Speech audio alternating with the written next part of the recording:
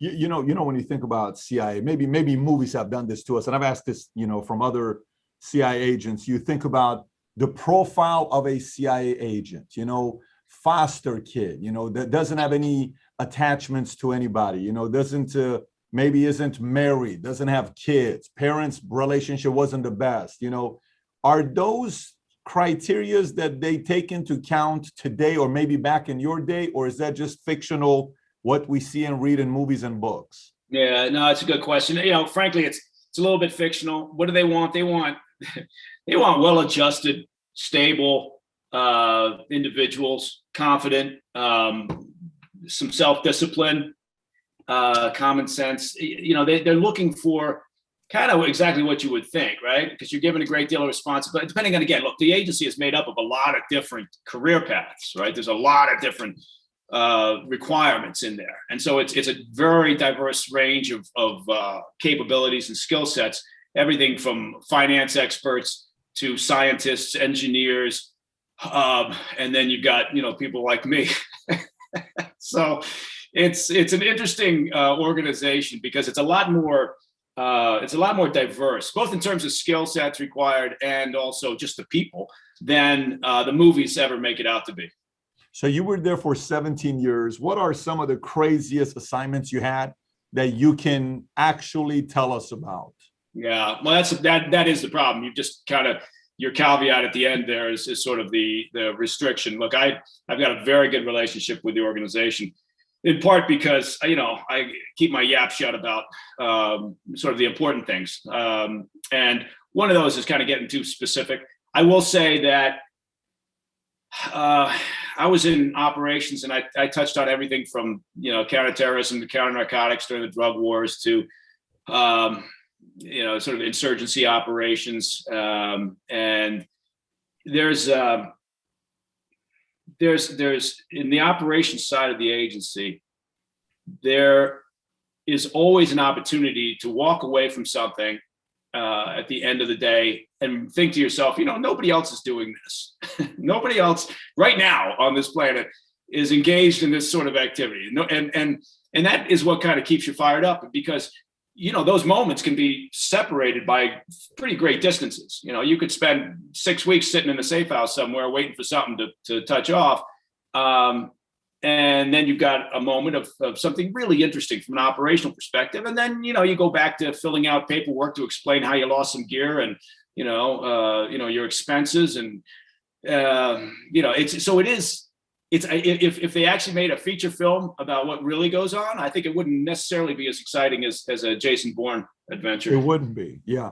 So, I've had a Nick McKinley on where he did some work in the past. I've had Jonah Mendes on, who was the former chief disguise officer who had, the head disguise of, I think, President Bush or somebody else that she built, and it was believable. I had Paranto on. I had Jane Woolsey on.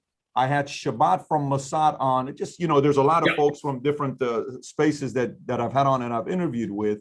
Jonah Mendes said it best. I said, what makes for a great agent? She said, somebody who's extremely driven, extremely charismatic, extremely curious, extremely competitive, but doesn't need to celebrate his victories. I thought it was such a unique way of describing a great agent. Would you say that sounds pretty right on what a great agent would be?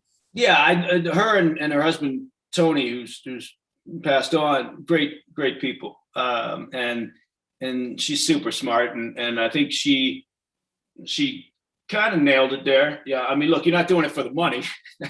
You're not doing it for the salary. Well, what is the salary, by the way? What is the salary? I don't know. It's in line with the government services, the GS pay scale. So, which is amazing, right? If you think about it. Look, when I started out at a very interesting time in sort of agency operations, I believe I was making $17,500 a year. Now, when I look back on that and I think about what we were happy to do for $17,500 a year, yeah, you're not doing it for the salary. You're not doing it for the pay. You're not doing it for it. Yeah, you're not doing it for anybody patting you on the back. What year was it, Mike? What year was it when you were making 17.5? Oh shit, that was the early 80s, right? Okay. I got started. I was in for almost 20 years, and So, that's, but you're happy to do it, right? Because they honestly make you feel by the time you finish up all the training, depending on what you're going to be doing, I was ready to walk in front of a bus for, the director and the president. So, but you do, if you're doing it for the right reasons, it's not because you're looking to, get that constant reassurance or constant pat on the back, right? You're clearly aware that you're doing it for something bigger than that. And that's honestly, God, those are the folks that I always worked with and ran across and met and dealt with, whether they were my superiors or colleagues.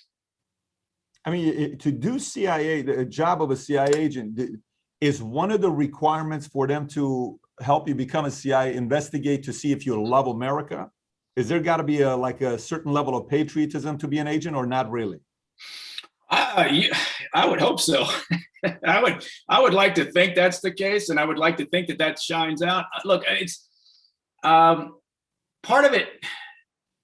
Part of it is a bit of a self-selecting process, right?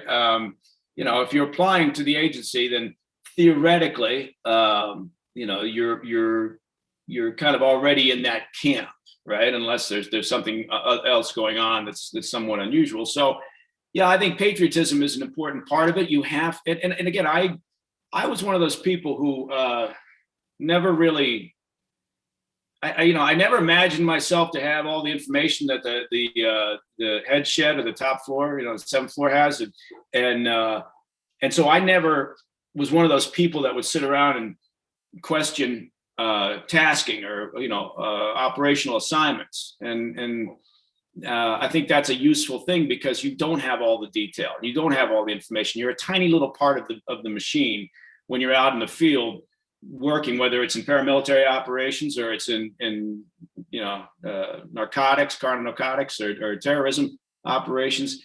You're just a small piece of the action, right? And all that you're doing is getting put in the same pot as information coming from a variety of other sources, and then people that are paid to make those decisions take all that and figure it out. But so maybe I approached it from a fairly simple perspective. I don't know. So if you like this little short clip from an interview I did, click over here to watch the entire interview. And please don't forget to subscribe to the channel. Take care, everybody. Bye-bye.